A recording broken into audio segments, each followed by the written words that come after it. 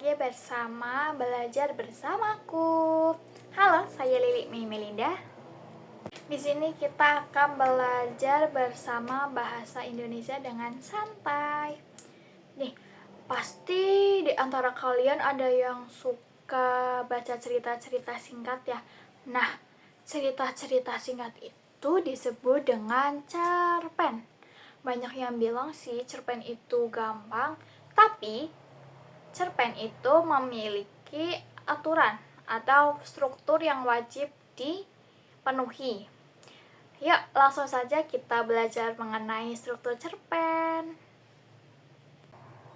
Yuk, langsung saja kita selami bersama seluk-beluk dari cerpen. Yang pertama ada definisi cerpen. Apa itu? Apa sih cerpen itu? Jadi, cerpen itu cerita pendek atau cerita fiksi yang ringkas dan isinya itu tidak lebih dari 10.000 kata, dan dalam membacanya itu kita bisa membaca dalam sekali duduk atau sekali baca.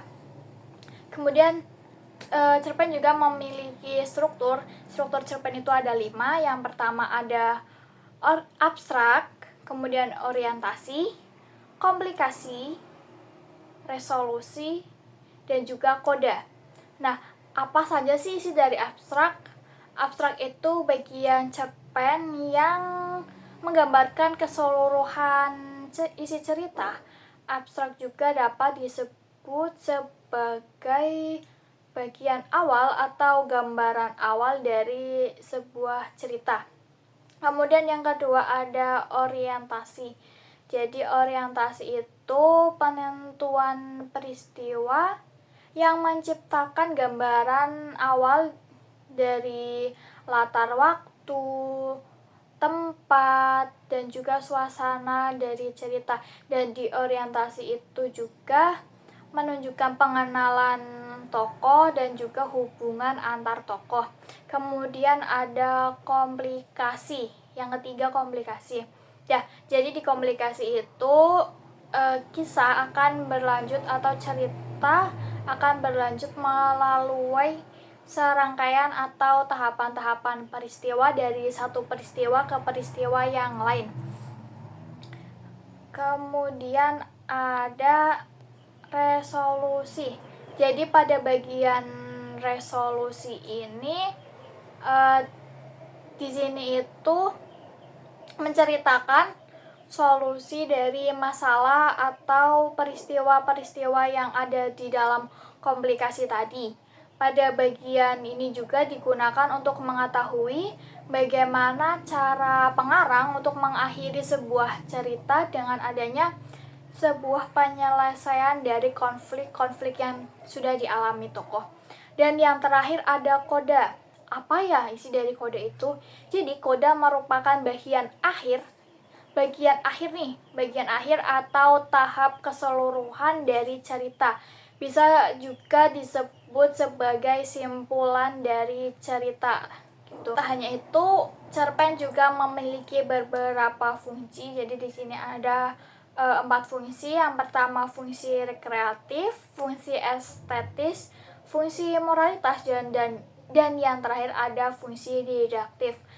Fungsi rekreatif apa ya?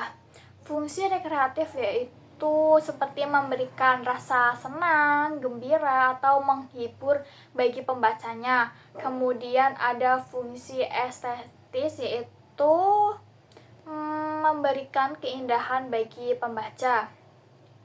Dan yang ketiga ada fungsi moralitas, yaitu memberikan nilai-nilai moral kepada pembaca sehingga dapat mengetahui tentang hal-hal yang baik, hal-hal yang buruk. Jadi kita bisa membedakan antara hal baik dan juga hal yang buruk. Kemudian yang terakhir ada fungsi didaktif, yaitu untuk mengarahkan atau mendidik para pembaca dengan nilai-nilai kebenaran dan juga kebaikan di sebuah cerita. Dan selanjutnya kita akan mengenal sastrawan-sastrawan dari cerpen. Oke, kita akan mengenal bersama sastrawan-sastrawan dari cerpen.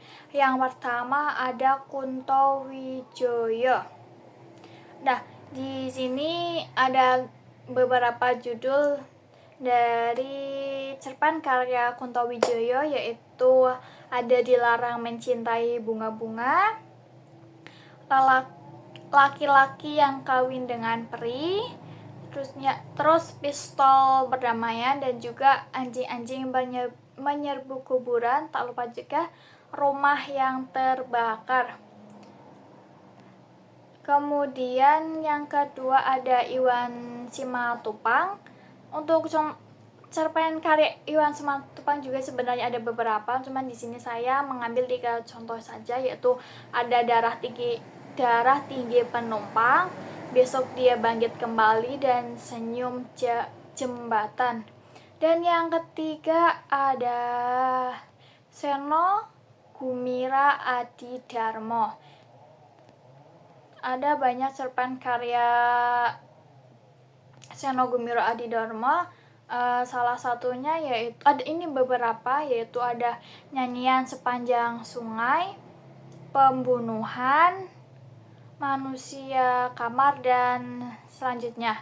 Teman-teman bisa pahami ya, atau coba-coba membaca dari beberapa website, ada beberapa. Kemudian yang terakhir ada Ahmad Tohari. Ahmad Tohari juga menciptakan banyak cerpen.